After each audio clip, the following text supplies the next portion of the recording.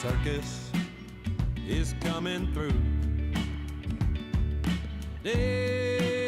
Everybody knows that when you purchase a ticket, you expect to get a show.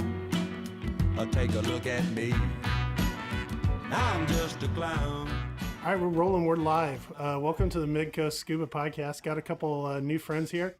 I got my buddy Matt Hostetler and my buddy Blake Nuss from Georgia, from the Bulldog, right? Yeah, that's right. Yeah. So in this episode, don't laugh, guys, but I'm calling it Tech Curious. Oh my! Yeah, right. So we've got Now it's a party. now it's a party. So we've got myself and Blake, who are tech divers. I've been tech diving for a while. Blake is kind of a new tech diver, and Matt is very interested in it. So this is going to be a little bit different format. I'm going to kick off a few kind of, I don't want to call them qualifier questions, but just a few questions to get to know you, Matt. Sure. And then I want you to interview Blake and I and ask any questions you have about the tech world and, you know, what you're looking to get into. Yeah. Sure. Yeah, Cool. Sounds good. So starting off, tell me a little bit about how long have you been diving? What's your certification level at this point, and what sort of diving do you enjoy today? Okay.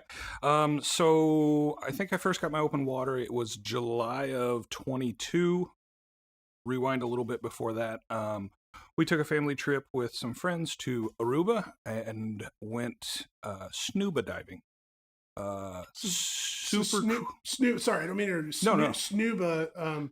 Explain what that is. Snuba is you're tethered to a little raft with the tank up above. You've got a regulator and a weight belt and nothing else. Okay. Yeah. So it's like a hookah supplied type. Yeah. Deal? Yeah. I gotcha. A hookah system. Just no gauges, nothing to watch. Just hoping that whoever's leading the group there's paying attention. Yeah, so don't turn the pump off, right? Yeah, no. And it was super cool, but there was a rock that was at like 35 feet, and I had 30 feet of hose, and I needed to see that. So we no more than made it back to the States, and my wife, Jamie, and I both went to Blake, who I work with, and said, hey, where do we need to go to get certified? He gave me all the information I needed. We went, we both did open water together.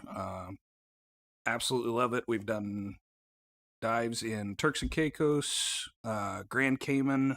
We're playing, of course, the little more exotic place of Beaver Lake, Arkansas. And now we're planning on going to spend another week at Beaver this summer, followed by another trip to Cayman this year, because I cannot get the kitty wake out of my mind. Yeah. I have to dive. Yeah. So you're going to go spend a week at the lake down in Arkansas, just having Yes. fun. That's awesome. Yeah, we're friends of ours are taking a boat, and we're just gonna spend a week down there, just putzing around at the scuba park and whatever we can get into. What week are you going? June like 13th through 17th. Oh man, I may have to send you down with some scooters, man. I like it. I like it. Yeah. Just Zipping checking to see around if there's a everywhere. class that weekend. Yeah. The week before, I believe there is. The last time I looked at the calendar, but that's been a while. So Well, very cool, man. Very cool. So, and your wife, is she have? I know you're interested in the tech side of things. She have that same interest? She was a little standoffish with the depth. Boy, Turks and Caicos fixed that. You look down and you're on the side of a reef, and we're at 85 feet already. That's okay. So that was a little, hey, I'm completely fine with this. So now she wants to do advanced. I don't know that she wants to go much further than that. She wants to do night dives for sure.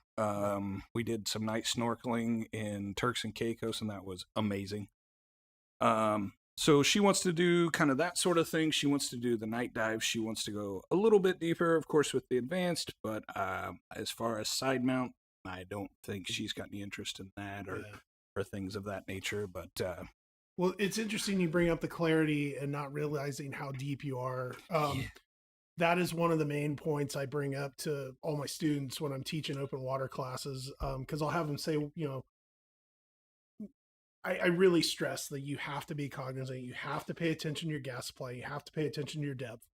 And I always use that as an example. I'm like, look, you go to places like Turks, you go to places like Bonaire, you can see the bottom at 140 feet right below you. And as you're going down and you see so many amazing things, the next thing you know, like, oh crap, I am deep. Yeah. Right. I am that annoying diver. I will apologize if any of you dive with me. My watch is going to make noise. It is set to tell me about every 30 feet, I think it is. Yeah. I want to know. I want that. Hey, you need to pay attention a little more. Stop looking at the pretty things and pay attention to where you are in the world. Well, I promise you this much, Matt. As you dive more, and especially if you start down this tech path, you will you'll get better at following that stuff. And that's a good mindset to have, even from the beginning as a recreational diver, because most people new to diving aren't even thinking that way. Right. They're not even thinking. They're just, it's kind of an afterthought to be checking their depth and their stuff like that. So if you're already at this level thinking along those lines, you're already going down the right path. And I was just going to say, 85 feet in a place like Turks or Grand Caymans or Bonaire is a lot different. 85 feet at Beaver Lake. Yeah, It's, sure. That's why if you can dive to 85 feet in Beaver Lake, it's Yeah. you're golden. You can handle any of that stuff. So So Blake, you've been on an episode before. You were on the on location episode we did down in Bonaire, but you didn't get a chance to introduce yourself there. So I want to give you the opportunity to talk about your diving resume. yeah, I started. I think I went through open water back in 2019. And once I was hooked, I was probably one of the few open water students that showed up to my pool class for open water and had all my own gear already. So that kind of paved the way, or kind of painted the picture which direction I was going to go. And I used to go after my open water. I was like, okay, my buoyancy sucks. So I went to the pool pretty much religiously every Sunday and just worked on buoyancy. That's all I did, was go in there. And that's actually where I met you. Yeah. Was just diving in the pool, screwing around in the pool. Met Zach. We started talking. This is right before Zach started doing Dive Master stuff, I believe. And, or just a little bit before that. And then, we've just kind of been talking ever since, been diving ever since. And, I progressed through, did my open water, did the, advanced, did the rescue. And with our job, it's hard to get weekends off, but I was very interested in the Dive Master side of things, and not just before the diving aspect of it. I just really fell in love with the community, getting to know all you guys that we dive with at the dive shop. I was like, man, this is a cool place to hang out. And so that's why I like talking to students and like seeing that, the new divers in the water and seeing how happy they are when they learn something. And, I wanted to go down that route, and it just happened to work out that Chris, who's been on the show several times, was able to get me in and work around my schedule to get me through Dive Master. So I got through Dive Master, and then about the time I was getting through Dive Master, I started really paying attention to all you guys finishing on your chops. And so that's where many conversations, and I had the opportunity and the access to finally do it. And that's when I pulled the trigger, and we went down to Bonaire for you guys to finish your mod too, and that's where I got my certified on my chop. So I don't want to derail it, because I know this is the tech curious episode, but the what you mentioned about really loving once you stepped over to the professional side, I just want to reiterate,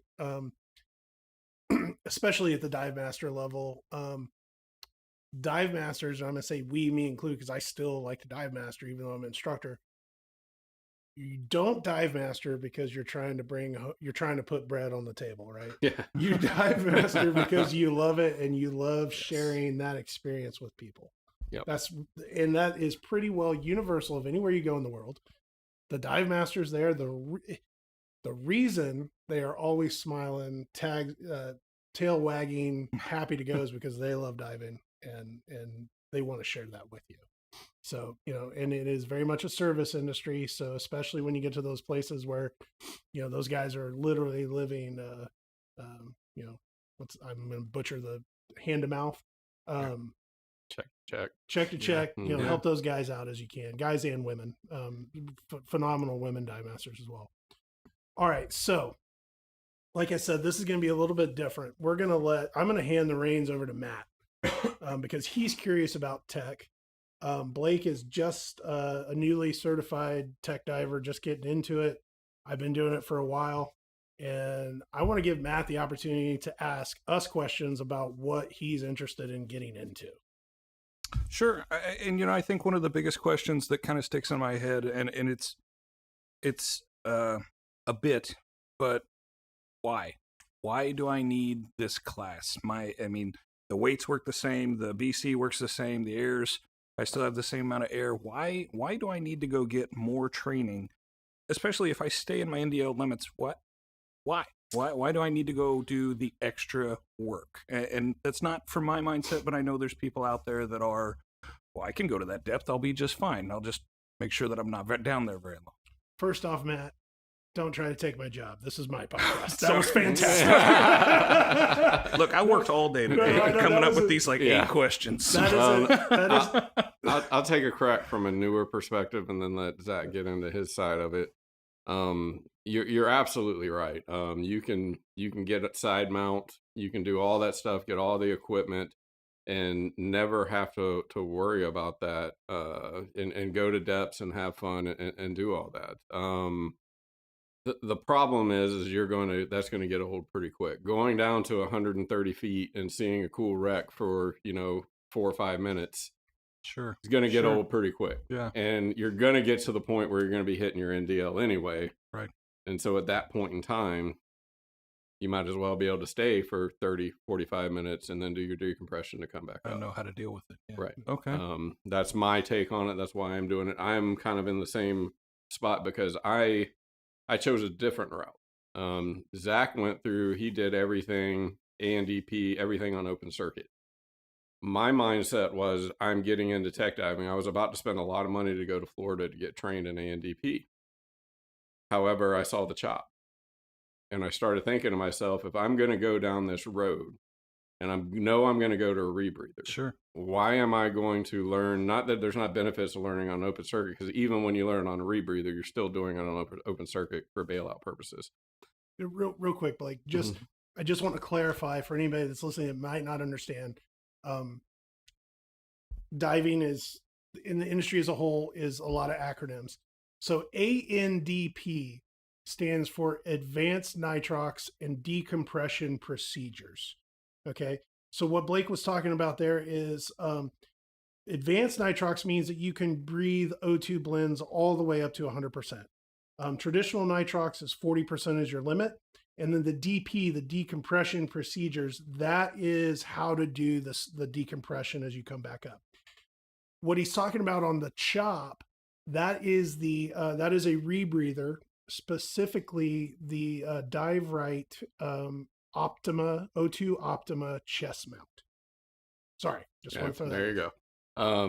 And so for that purpose, I was like, it doesn't make, to me, in the position I was in, it didn't make sense to spend close to, by the time you throw in traveling, $4,500, $5,000 to go get ANDP certified in Florida. If that's not as to where I'm going to go the rebreather route anyway. So I went the rebreather route, and I don't have to now do the advanced nitrox because obviously a rebreather using 100% O2, so that's all included in that class.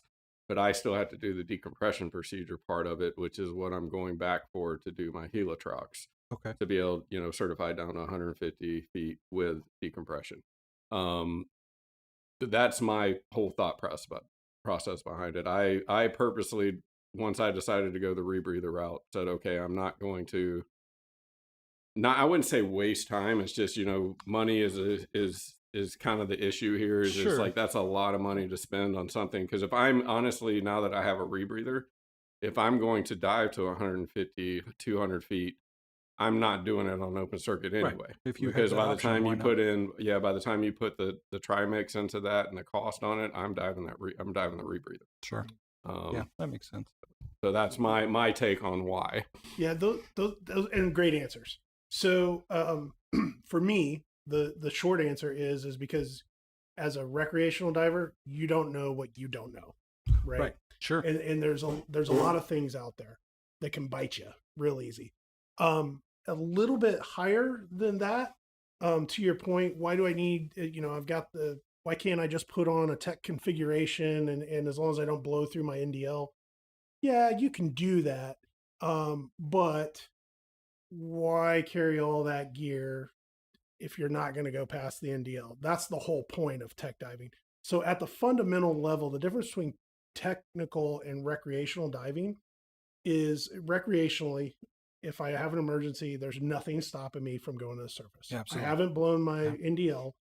I have a safety stop that's recommended but not required. Right.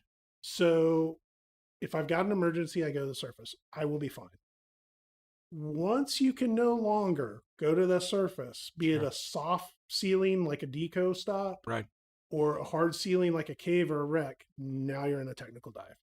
And there's a whole lot of failure scenarios, a whole lot more gear you're wearing now. That's where you need the training to learn how to deal with it.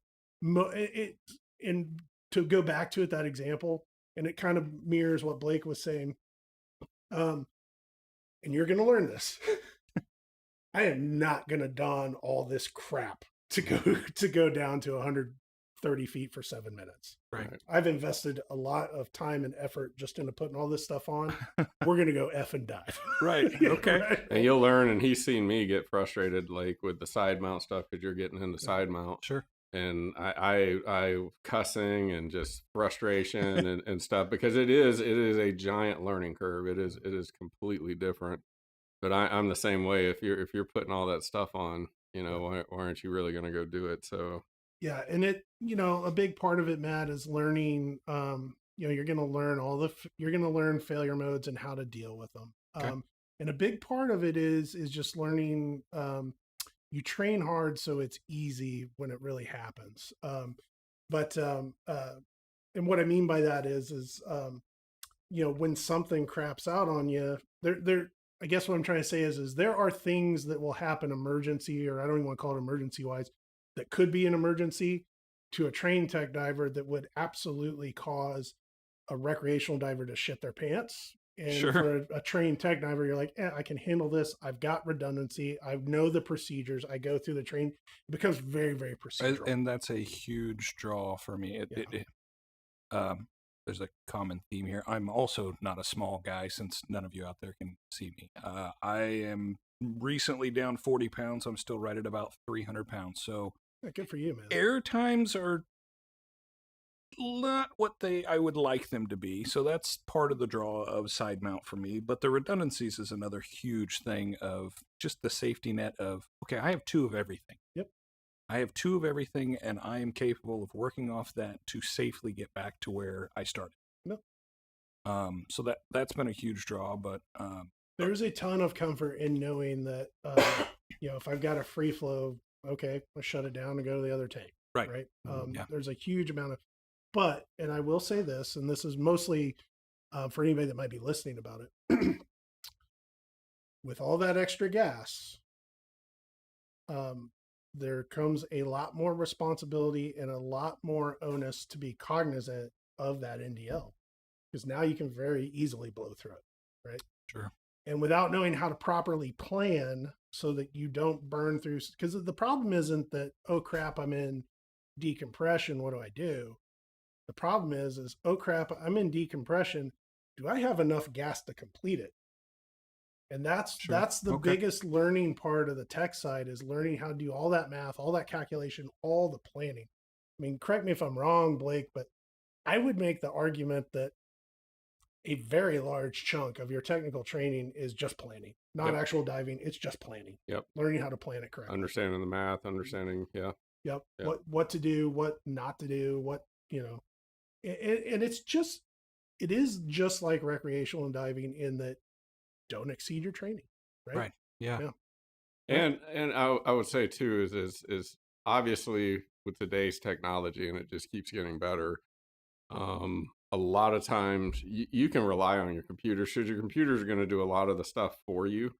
but there's still knowing what the computers are supposed to see and just having an idea of what you're supposed to do and where those numbers should be, just making sure all that lines up. Yeah. I think if you're getting into tech diving just to go do that and you're not interested in the science and the physiology and the theory of it, you're probably going down the wrong path. I think that's a huge part of you've got to be willing to put in the time on that.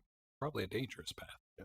Well, and I'm going to throw in the personal aspect now, because I thought that's where you were leading with it when you said why. I thought you were going to say, like, why do you tech dive? Right.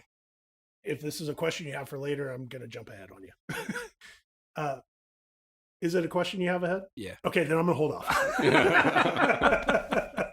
All right. So, no, that was fantastic. That was fantastic. Awesome. Next question I had is the most basic of what do I need to start? Obviously, I've listened to the podcast like we talked about. Computer, huge shout out. Blake led me down the right path. I've got one that is probably a far outseed anything I'm going to do. All right, you got it on right now? Yeah, just the Garmin Mark II. Yep. Uh-oh. As far as what I'm going to do, it seems like it will do everything, but what else do I need? Side mount, of course, is pretty heavily where I'm headed, but what do I need to get started? Rental doesn't seem like an option at this point. I think just talking to you at work and everything, I think you're already going down the right path as far as your two regulators, getting ready to set up. I sold you a set of doubles so you can get down that route. My personal opinion is the most important thing you need right now is just time in the water. And this is me personally. I was a pretty confident diver, even from very early on, but I knew I didn't know what I didn't know.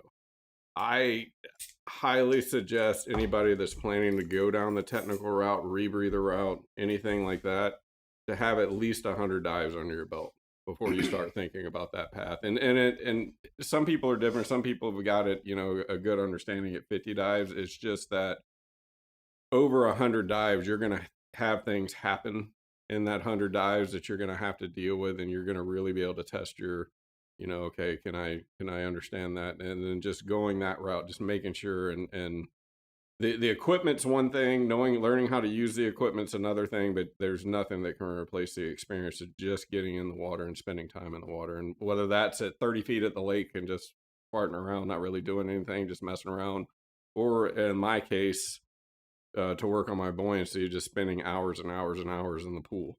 Right. I just think that's a big thing as to where people kind of want to go down that road kind of fast, is to get that time in, because that's very important. Okay. Yeah, that's a good answer again. So, and I'll touch on both points, both the skill component and the gear component. Starting with the skill component, if you can't control your buoyancy pretty well dead nuts, keep working on it. The other side of that is you should be completely comfortable with just scuba equipment in general. You should know if you've got a computer, it should be a tech capable computer, and you should know it inside and out. Now, talking about the training side of it, and so you're eventually going to have to look for an instructor. The best advice I can give you on that is a good instructor. If you haven't met him or her physically, and maybe they're in another part geographically, if they don't ask to see a video of you diving, see you kitted out in the water, that's kind of a red flag right there. The other side of that is, and I think Blake will agree with me on this. I know all our other tech buddies would. Doesn't matter how great you think you are and how squared away you think you are. Be prepared to be kicked in the nuts when you show up for that first day. Because you're going to find out you're not as good as what you thought you were. Sure. But that's the whole point. You're paying for the training, right? They're going to square all that away. On the equipment side, that is the sort of deal. You're right. You don't really want to rent. Not that you can't. There is tech gear I will rent just because it's not feasible for me to travel with. But that being said, there is a higher level of risk. And then when I say that, you're relying on that gear even more so than what you are with a recreational dive. Right. And there's the other side that tech divers tend to be techie type guys or guys and women. You're probably just going to have, gear acquisition syndrome anyway. Yeah, I already got that. Don't. Take a look around. Yeah, you can ask my wife. It's a mild case right now, but it's getting worse. Yeah. Well, sorry, you're in the wrong circle if you want to say money on dive gear. Yeah. So, but gear wise, it starts off with learning about redundant systems, back mount doubles, side mount, anything like that, because it doesn't matter on a tech dive, you're going to have redundant systems. So learning that, then on top of that, you need to start thinking about dive lights. You're going to, one is none, two is one. Right. So be prepared for 2 or 3 of everything. Right. But yeah, I mean, equipment wise, you can step into it. I did, I started off with I learned for redundant systems, I went kind of anymore, it's about 50-50 what you'll see side mount and back mount. I started out side mount and I just had an old, I think it was the original Dive Ride LS that I bought off the internet. Didn't work great, but it got me started. And I think I'm on my 4th side mount rig now where I'm really happy. I'm like, yes, this is mine. But it happens. It's one of those things as an evolution. Starting out though, I think the number one, really the biggest theme is focus on your skills. And it's not, it's not a race. It's a marathon. Focus on your skills. Make sure those are squared away. Be 100% comfortable. Be able to hover, plus or minus 2 or 3 feet and do stuff like a mask remove and replace, a BC remove and replace, all that stuff while remaining neutrally buoyant. Not just neutrally buoyant, but also at a fixed position, not going all over the place, right? Learn your back finning, frog kicks. There's only really 2 kicks that you're going to do on the tech side. You're going to frog kick and you're going to back kick. I mean, there's modified flutter and things like that, but those 2 kicks you should be able to do before you even think about starting down that path. And a helicopter turn, of course. But yeah, no, great question. So we kind of talked about, time both above and below water is valuable. Obviously, fixed amount of money for everybody these days. What's the biggest waste? Biggest waste of money? Biggest waste of you don't need that class or you don't need that gear that you see the new people come in and go, oh, look, I've got this. Yeah. Okay. Yeah. Oh, man. It's going to take me a while to distill all that down. Yeah. I mean, you really want to focus on what you want to do as far as like training goes. Yeah. I brought up an example at the beginning. I could have went the whole ANDP route on open circuit, but I chose to go a different route to keep from wasting that money. Not that it would be wasting, because any time spent in the water is good, but really start focusing in on, obviously if you're wanting to do side mount, your side mount specialty. You want to do deep dive specialty. You want to do cavern, get your cavern, your wreck, those type of things. Just kind of laser focus in on what you want to do instead of getting that's kind of all over the place. As well, a lot of people like collecting cards. That's my problem. I they got these little gold cards and I want all of them. And we joked about it in my open water class of, look, there's tons of specialties. That's great. And it's great for other people, but I don't personally need afternoon diver. That's not a class I'm looking for, because come on. So I'll point out though, there are some specialty certs, and there's a lot of agencies out there that have boatloads of them. Tons. Some of them are crazy, like, underwater zombie hunter, things like that. But I will not ever say that classes or certs like that have zero value. Excuse me. Right, because you're spending time. It's all time in the water. It's all buoyancy as well. The biggest thing that I tell new divers, and this is a reality, is that a lot of times, even after you get a person gets their open water certification where they are certified to go dive without a professional, they're still very nervous to go out and dive. Yeah. And I tell people all the time, I'm like, look, this is not a money grab. This is not me trying to sell you extra stuff, but look at it this way. Pick a specialty you're interested in, and guess what? You're going to get to go dive with a professional on guided dives for that cert, and you're going to learn something in turn. Yeah. So it's kind of a double bang for your buck, right? Sure. But to kind of answer your question of like, what should I do in preparation if I want to go down that route, and like what is maybe not necessary? If you're gonna tech dive, if you want to get into tech diving, Don't skimp on gear. Don't skimp on gear, but I'm talking about like the training side of it. Yeah. You probably don't need to do your night diver cert. It's not gonna, if you're wanting to become a cave diver, guess what? You're gonna learn how to dive, and you're gonna learn how to dive without a light, right? So it's not an option. Yeah. And obviously stuff like Stumped him. You did stump me. It's too good. Stuff like boat diver. You probably don't. You're not going to need that for any tech stuff.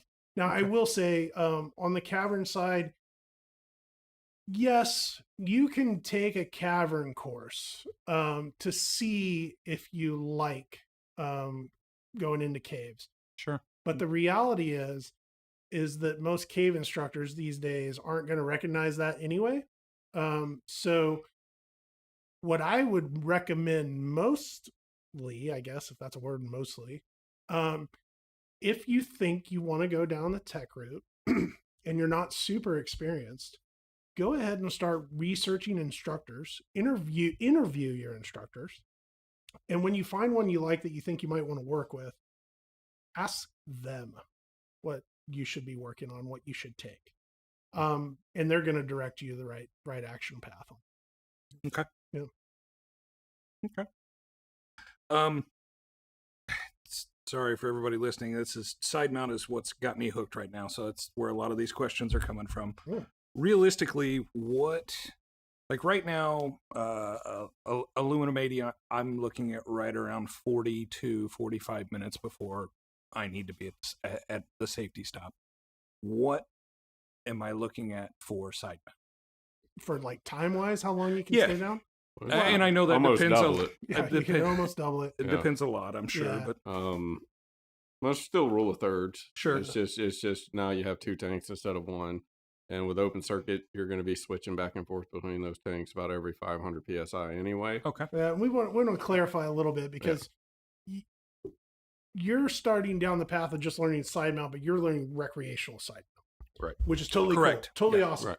I love diving side mount. Given my druthers, I probably would dive nothing but side mount if I'm on open circuit because it is so comfortable. It's got its hooks in me. It's I awesome. want to real bad. So, but the simple math is, so like on a recreational dive, you don't technically have to do thirds. I teach people to do thirds because it's way easier to do thirds than to say, okay, 750 minus and carry the whatever. No, just do thirds. Yeah.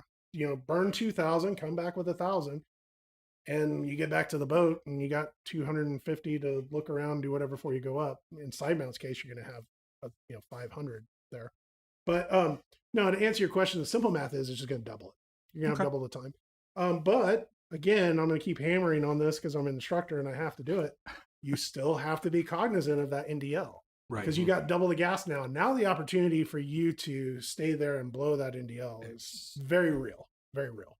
Very much a risk of getting yourself into danger, it sounds. Yeah. And so I'll point out too, and I don't want to go down the rabbit hole too much, but learning to dive recreational side mount in aluminum 80s, and you can even do technical dive side mount in aluminum 80s. There's a whole nother level of learning there because what happens to aluminum bottles is they drop in gas, right? They get buoyant. So now you've got to learn that whole procedure of, okay, this bottle's riding up. I got to move it down a little bit because you want to stay in trim. Sure. So that files into the, you don't know what you don't know, right? And those are all things you're going to learn. And got a lot of it.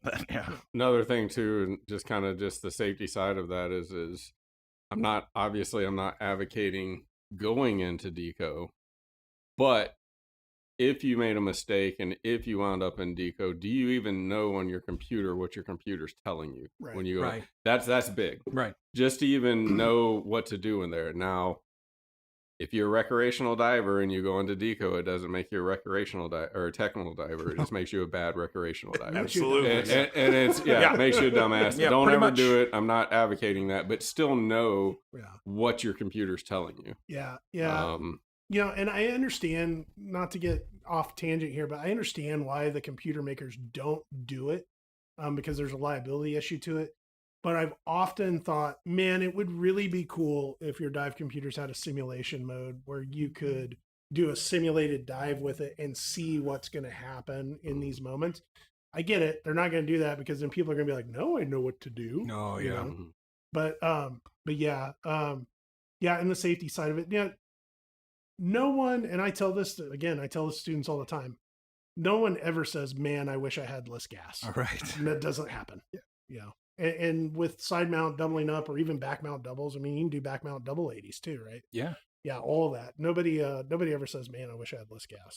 This hobby has got me to do a terrible word. That's cardio. And I'm not proud of it, but Yeah, and then like I want to stay under longer.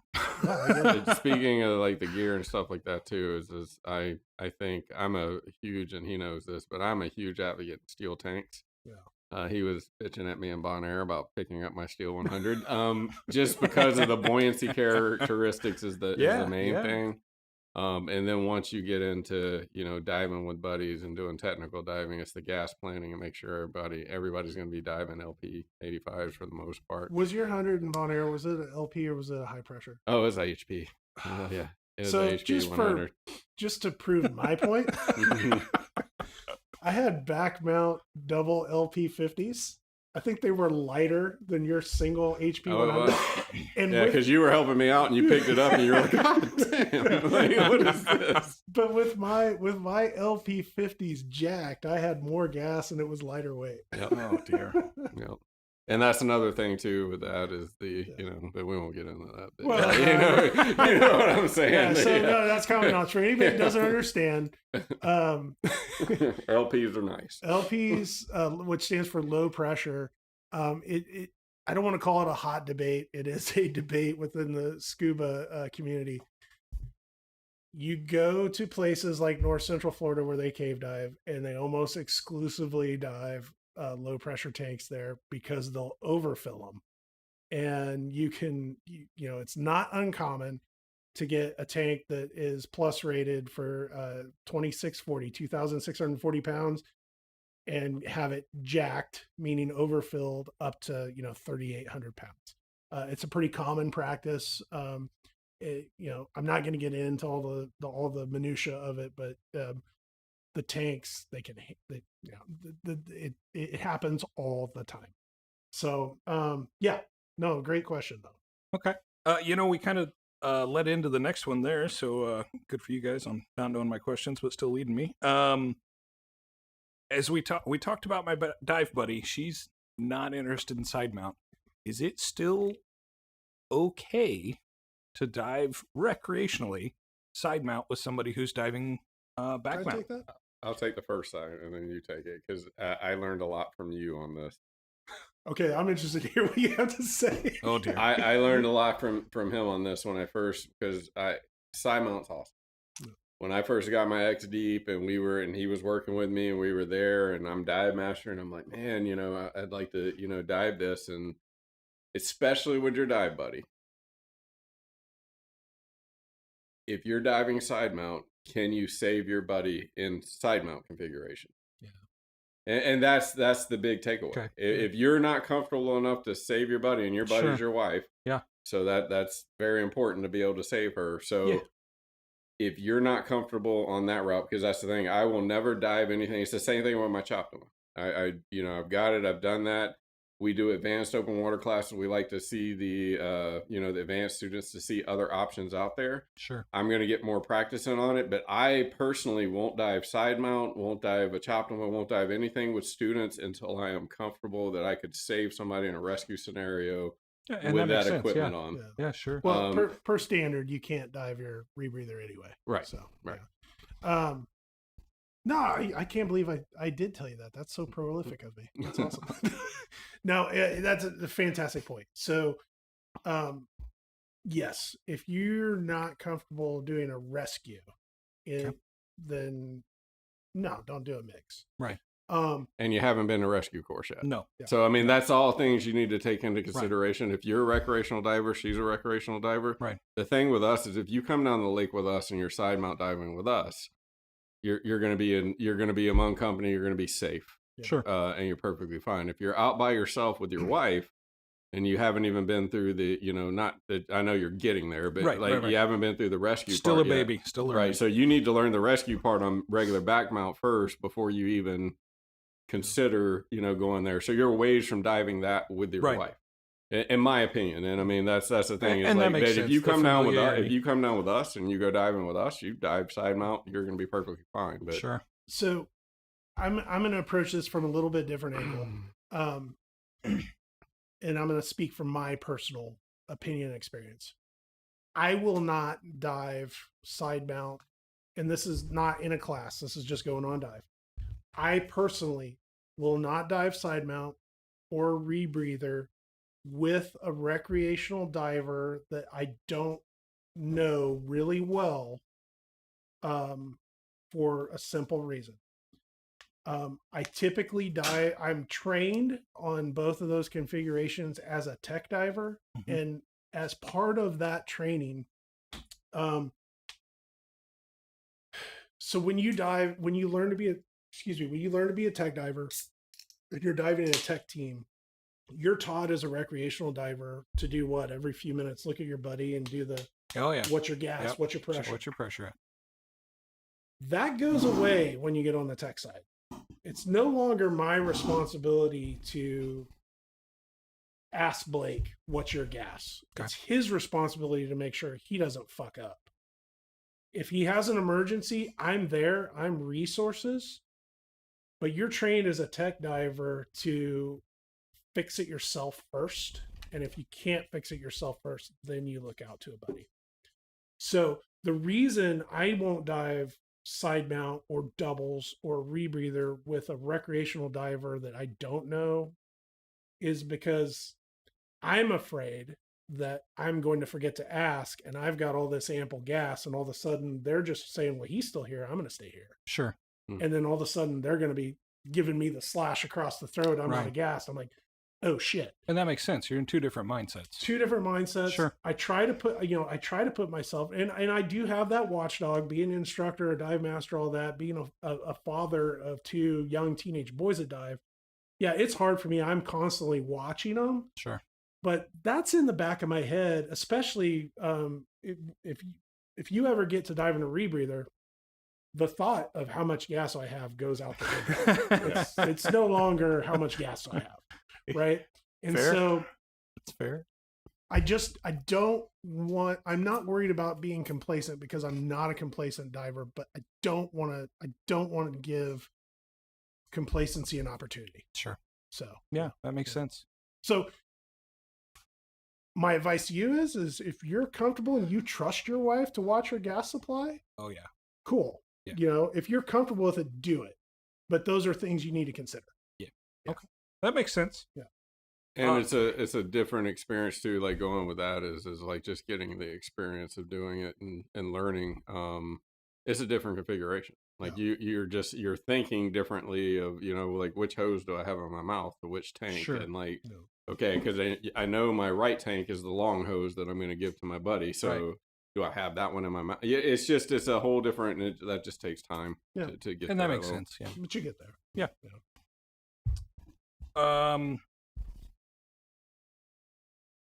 Well, I guess this would be two separate questions.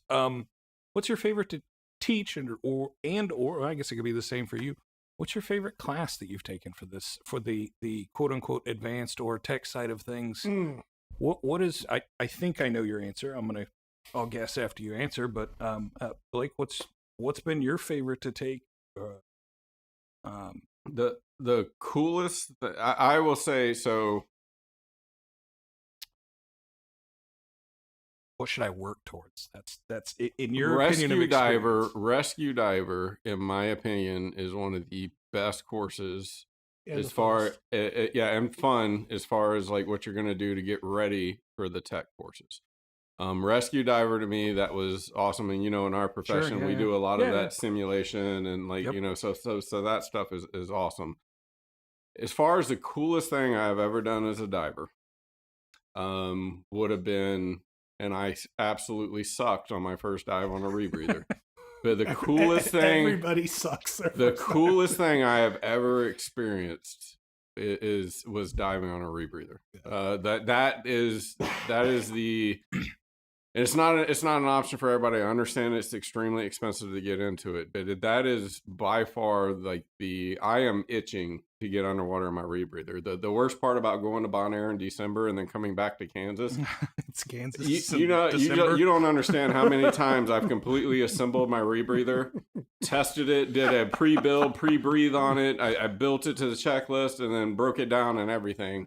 I've done that several times just because I want to get back in the water. Why with are you it. standing in the shower with your rebreather on? That Don't is worry about it. for me personally, that is, Okay. and I haven't done, obviously Zach's got a lot more with his cave and everything he's done. But for me, that was the coolest experience I've ever had. Okay. Yeah, rebreathers are pretty awesome, especially if you're kind of a nerdy, kind of mechanical tech head guy. You can't be. And he is, I know Yeah. him. Yeah, well, I get that feeling. Yeah. So I apologize now. You're in for a ride here. So, now I think for me, probably on the recreational side, I completely agree with Blake. Rescue class is probably the most valuable and also the most fun. I will throw in that for any diver, but especially for divers that want to maybe eventually go to tech, is nitrox. Because you think partial pressures, and you think how oxygen affects the body. By the time you're done with your first tech course, your first decompression course, I would look at nitrox is a associate's degree from a junior college. By the time you get done with your first tech class, you're coming back with your PhD. Okay. So, it's really, really hard for all the instructors at the shop that are all tech divers. I don't want to say it's hard for us, but when we teach nitrox, it is hard for us to not go on a tangent. We could make it a 12-hour class if we got to keep it like down to 2 hours. Yeah, that was, you could tell. Yeah. Scott taught my wife and I, Yeah. and you could tell every now and then he's like, you know what, we're good here. Yeah, This is where we're supposed to be. Yeah. Yep. So, but on the tech side, for me, it was the cave, what I'll call the cave pipeline, the cave training. So your apprentice, your and then your full cave. They call that the PhD of diving, or the black belt of diving. It is a real nut kicker of a course. We've talked about it on some of the podcasts. There's nothing easy about it. You might not think that you could ever be yelled at underwater, but you can.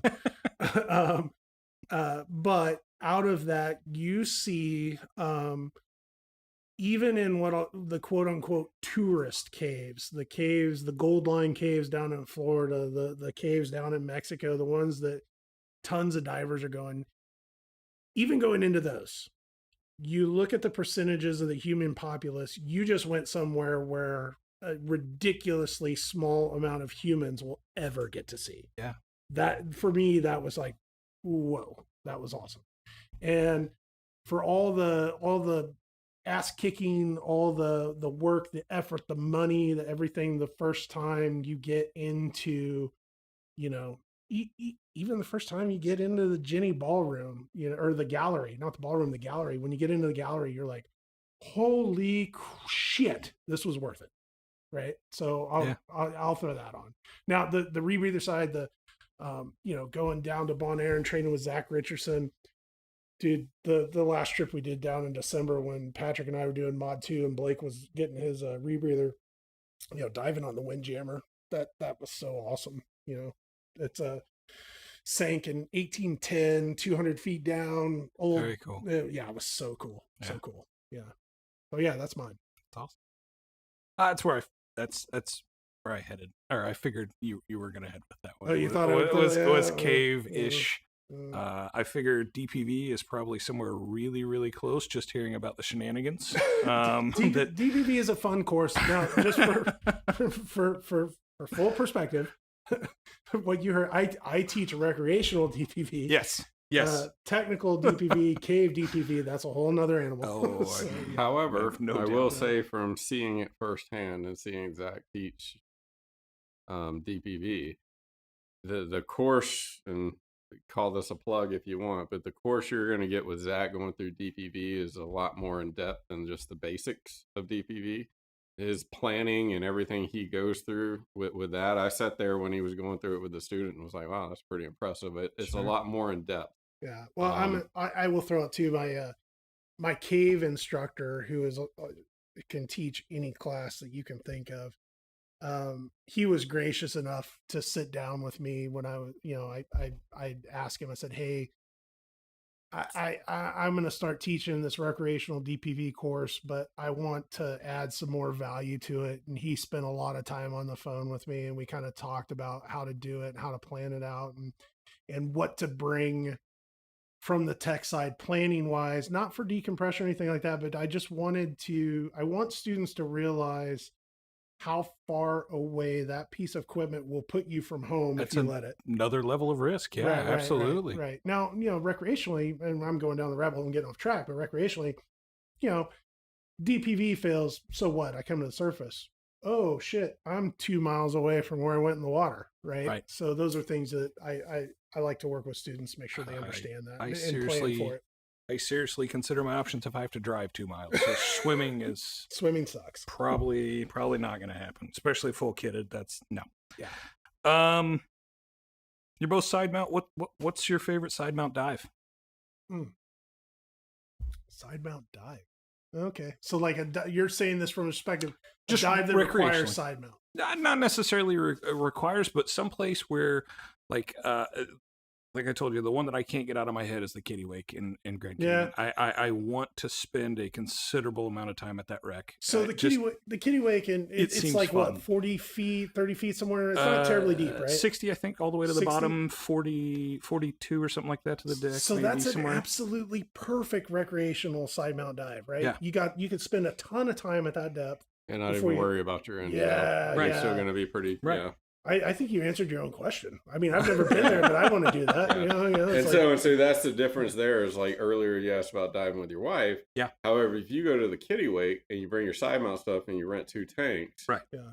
you're not going to be by yourself on that wreck. No. And as long as and I would even have that conversation with the dive professional on the boat of like, hey, I'm a fairly new side mount diver, can you, with the wife and stuff like that. And Sure. just kind of go that route because that's, and then just enjoy your time because you're going to be down there. The problem is you're going to have plenty of gas and plenty of time to stand down there, but everybody else in your group's not. Oh, she will. Yeah. I don't understand. It's inhuman. She make a gas while she's down there? I'm pretty sure Yeah. that she's got to. So- It's nothing for her to. She could go an hour and a half and not even blink. So I want to touch off. It's wild. I want to touch off on that point though you just brought up, Blake, and this is kind of important, especially if you're going some places you're gonna side mount dive, you're gonna go on a boat.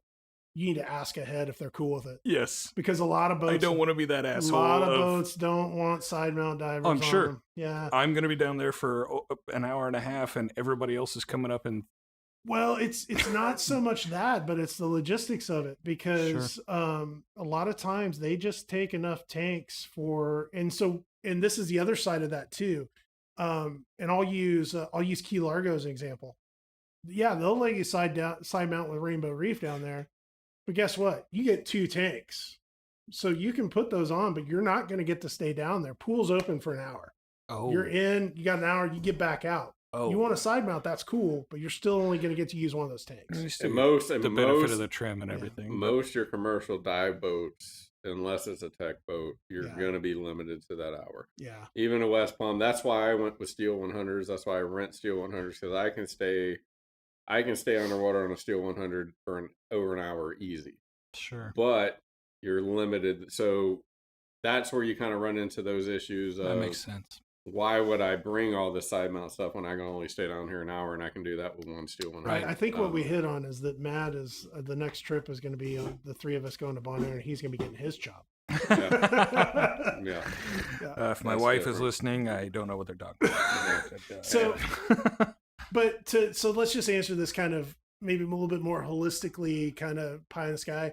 What I think would be the one of the most awesome kind of recreational side mount, just perfect dives, somewhere like Bon Air, where there's no restrictions on when and where you want to dive. Sure. As many tanks as you want. And you can go hop on some of the most amazing reefs that are in the 20 to 30 foot range. And you basically don't have an NDL at that point. Yeah, just go dive it and have a great time. What's the wreck that's still recrecreational there? Hilma Hooker. Yeah, the Hooker. Yeah, it's still, the still bottom deep. of that is 100 feet. But, Yeah. the top of you 60, 70 feet. You can be around the top of it. But, yeah. Yeah.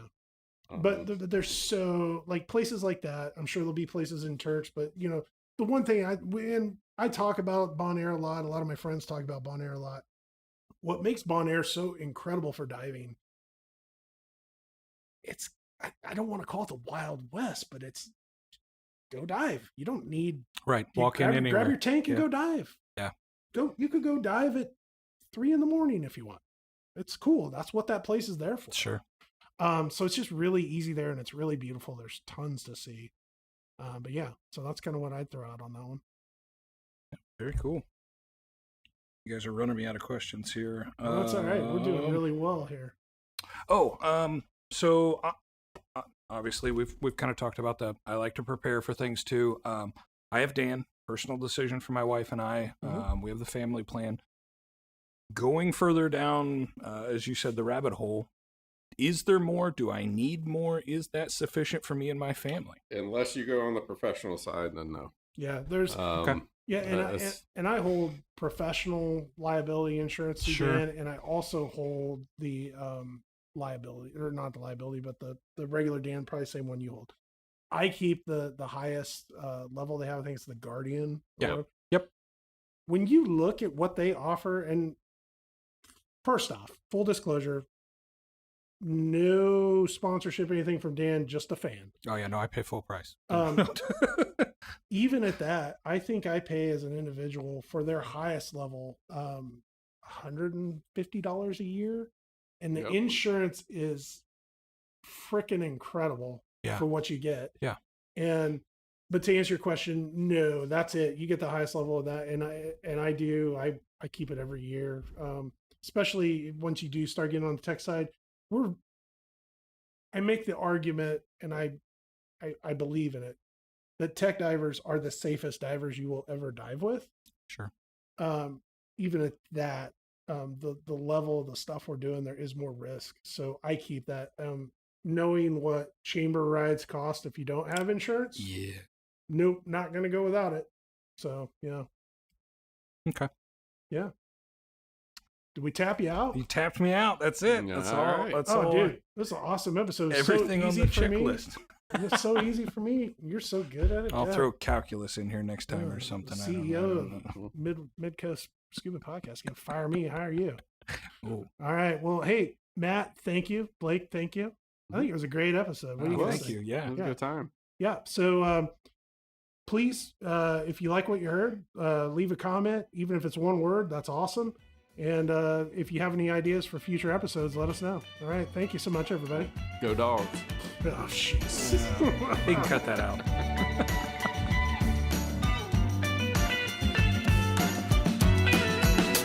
I'm just a clown. That's what they say. I guess my